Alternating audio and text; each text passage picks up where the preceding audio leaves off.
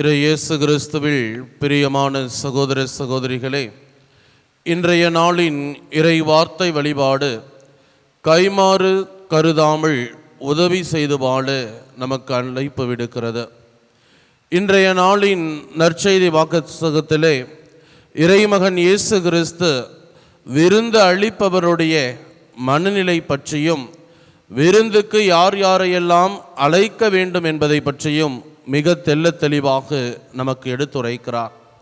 கொடுத்தலிலே 4 வகையான கொடுத்தல்கள் இருக்கிறது.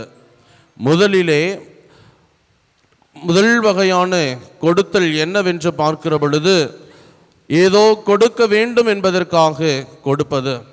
இந்த வகையை சார்ந்தவர்கள் அடுத்தவர்களுக்கு ஏதாவது செய்ய வேண்டும் என்பதற்காக கொடுத்து பழகுபவர்கள்தான் ஏதோ கொடுக்க வேண்டும் என்பதற்காக கொடுப்பவர்கள்.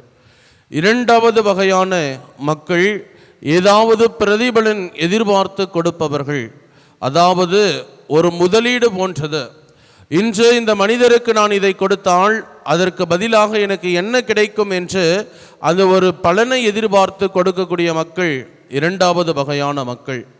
மூன்றாவது வகையான மக்கள் யார் என்று பார்க்கிற பொழுது, சமூகத்திலே நான் இந்த நிலையில் இருக்கிறேன் என்று தன்னுடைய பொருளாதாரத்தையும் தன்னுடைய அந்தஸ்தையும் அடுத்தவர்களுக்கு காட்ட வேண்டும் என்பதற்காக கொடுக்கக்கூடிய மக்கள் மூன்றாவது வகையான மக்கள்.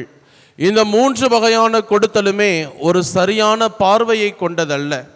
4வது வகையான கொடுத்தல் என்னவென்று பார்க்கிற பொழுது, உள்ளுணர்வினால் தூண்டப்பட்டு எந்தவிதமான வெளிப்புற அடையாளங்களுக்கு முக்கியத்துவம் கொடுக்காமல் கைமாறு கருதாமல் அடுத்தவர்களுக்கு கொடுப்பதுதான் மிக உன்னதமான உயரிய கொடுத்தலாக இருக்கிறது. அந்த கொடுத்தலிலே இறை தந்தை மகனை இவ்வுலகிற்கு எந்தவிதமான கைமாறும் கருதாமல் மனித இனத்தின் மீது கொண்ட அளவற்ற அன்பினால் அவர் இந்த மனித குலத்திற்கு பரிசாக இறைமகன் இயேசு கிறிஸ்துவை கொடுக்கிறார். இயேசுவில் பிரியமான சகோதர சகோதரிகளே, நீங்களும் நானும் கூட நம்முடைய அன்றாட வாழ்விலே பலருக்கும் பல நேரங்களிலே நாம் உதவி செய்கிறோம். ஆனால் யாருக்கு உதவி செய்கிறோம், எந்த மனநிலையோடு உதவி செய்கிறோம் என்பதுதான் இன்றியமையாததாக இருக்கிறது. கிறிஸ்துவர்களாகிய நாம் அனைவருமே எல்லா நேரங்களிலும் நம்மை நாடி வருபவர்களுக்கு கொடுக்கிறோம். கொடுப்பதிலே எந்த குறைவுபாடும் கிடையாது. ஆனால் இன்றைய நாளின் இறை வார்த்தை வழிபாடு நமக்கு கொடுக்கிற அழைப்பு, எந்த மனநிலையோடு கொடுக்கிறாய்? அடுத்தவருக்கு உதவி செய்கிற பொழுது நீ எந்த மனநிலையோடு அடுத்தவருக்கு உதவி செய்கிறாய் என்பதை தான் நமது முன்பாக ஒரு கேள்வியாக வைக்கிறது.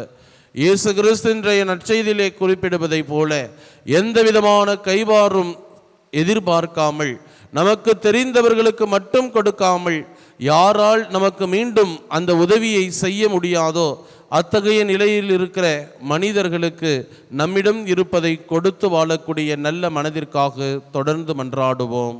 ஆமேன்.